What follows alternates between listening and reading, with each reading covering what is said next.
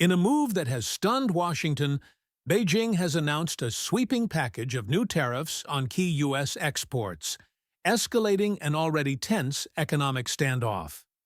This retaliation comes directly in response to the Biden administration's latest tariff hikes on Chinese electronics, steel, and high-tech components. Chinese state media called it a measured but firm response, but analysts say it's anything but measured. The new tariffs target agriculture, manufacturing, and energy sectors, the backbone of U.S. exports to Asia. American soybean farmers, beef producers, and liquefied natural gas suppliers could lose billions of dollars in contracts almost overnight. The numbers behind the shock: U.S. agricultural exports to China in 2024 totaled over $30 billion, a figure now at risk. Chinese tariffs on U.S. soybeans jumped from 25% to 45%.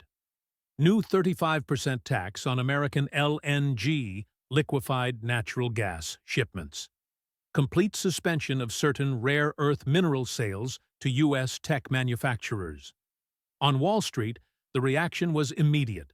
Dow Jones plunged 480 points within the first hour of trading after Beijing's announcement. Shares of major agribusiness firms like Cargill and Archer Daniels Midland fell sharply, while U.S. shipping companies braced for canceled orders. Behind closed doors, senior U.S. officials are reportedly scrambling to contain the damage. According to a leak from a White House source, an emergency meeting of the National Economic Council was convened late last night.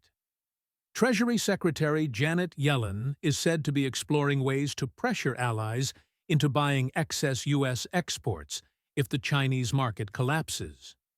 But this is not just about numbers. It's about global power. The Chinese response sends a clear signal. Beijing will not back down, even if it means triggering a global recession. Insiders from the Chinese Ministry of Commerce say the new tariff package is the result of meticulous planning that began as early as last fall.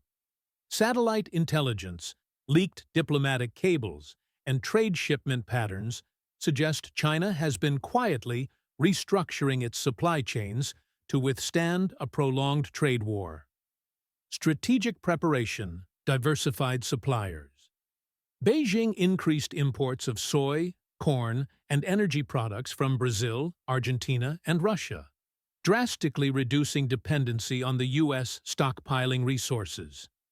Massive purchases of U.S. grain and energy earlier this year were not for immediate use. They were to build strategic reserves before shutting the door on future imports. Alliance building. Quiet trade agreements with Southeast Asian nations and African partners ensure alternative export routes for Chinese goods if U.S. sanctions tighten further. One particularly telling move: Chinese diplomats reportedly secured a long-term grain supply contract with Brazil worth $25 billion just weeks before this announcement. This means even if U.S. agricultural products vanish from Chinese markets tomorrow, Beijing can keep food prices stable at home. The political message. Beijing's move isn't only about economic survival. It's about sending a warning. Chinese state TV's primetime news featured bold headlines: "No country can coerce China." A senior Chinese trade negotiator told the press, "If the U.S. chooses confrontation, we are ready." The era of American economic dominance is over. U.S. allies on edge American partners in Asia, especially South Korea and Japan, are now in an awkward position. Both heavily rely on Chinese manufacturing, yet remain U.S. security allies. Officials in Tokyo privately admit they fear being caught in the crossfire if the trade war escalates further. Meanwhile, Brussels is watching closely.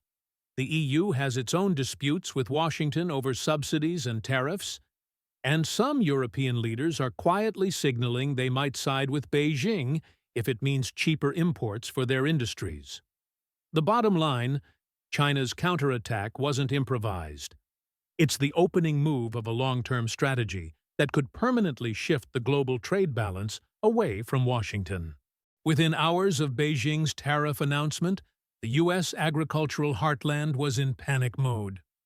Farmers in Iowa, Nebraska, and Illinois, already struggling with rising fuel prices and post-pandemic inflation, now face the sudden loss of their largest foreign buyer. Immediate economic impact. Soybean prices fell 12% in a single trading session on the Chicago Board of Trade. Futures for U.S. beef exports dropped by 8%, with meatpacking companies warning of plant closures. LNG export terminals in Texas reported cancellations of upcoming shipments bound for China. Financial analysts at J.P. Morgan and Goldman Sachs now forecast that if tariffs remain in place for more than 6 months, the U.S. GDP growth rate could drop by up to 1.5% in 2025. For a fragile post-recovery economy, that's a devastating blow. Political fallout. The economic shock has triggered an immediate political firestorm in Washington. The president's opponents accuse the administration of mishandling trade negotiations and provoking Beijing unnecessarily. In the Senate, hearings are already being scheduled to investigate miscalculations in the tariff strategy. One Republican lawmaker called the situation an economic Pearl Harbor, while a Democratic senator warned that retaliation will cost us more than we can afford. Behind closed doors, White House aides are reportedly divided.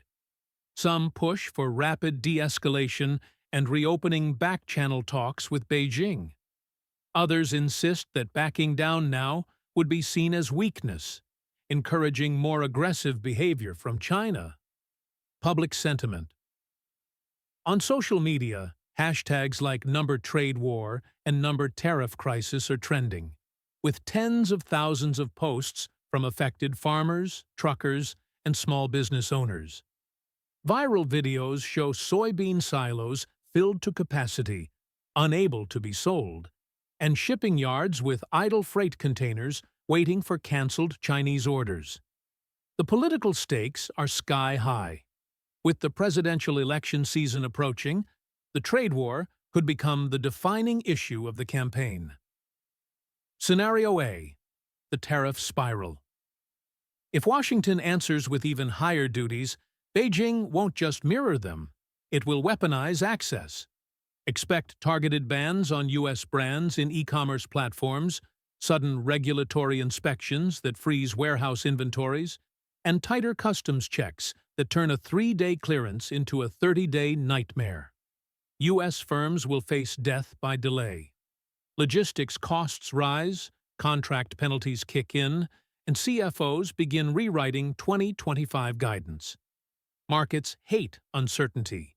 This is uncertainty by design. Signals to watch. Chinese ministries issue quality and safety circulars naming specific U.S. product categories. Ports report backlogs on U.S. origin goods only. Major U.S. retailers quietly shift autumn sourcing to Vietnam, Mexico, and India. Scenario B: the tech choke. Beijing's most powerful lever is upstream tech. A refined export control list on rare earths, graphite, gallium, germanium, and critical battery components would hit U.S. EVs, defense electronics, and telecom in weeks. Meanwhile, China accelerates de-Americanization of its own supply chain. Domestic chip tools, ARM alternatives, and national cloud standards. The message: we can live without you longer than you can live without us. Corporate risk map. Semiconductors. Tool service contracts lapse. Replacements denied. EV and storage. Cathode-anode inputs rationed. Pack output stalls. Aerospace, charting defense.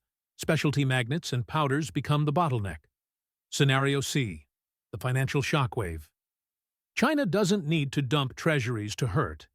It can reprice risk by nudging state banks to reduce dollar liquidity for importers, pushing up hedging costs for U.S. firms operating in Asia.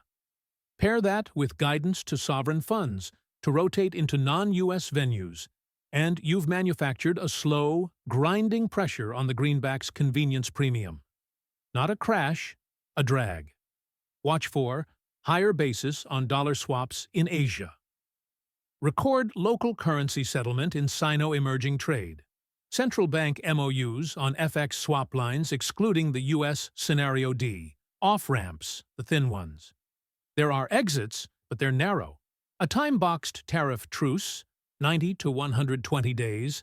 A sectoral swap, U.S. eases on consumer goods.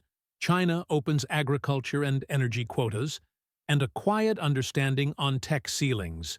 No new bans while talks last. Politically risky for both capitals, but cheaper than a recession. De-escalation cues. Announcement of a working group on stable trade flows. Temporary tariff waivers tied to harvest shipping seasons. Coordinated statements from the Fed, and PBOC stressing liquidity stability.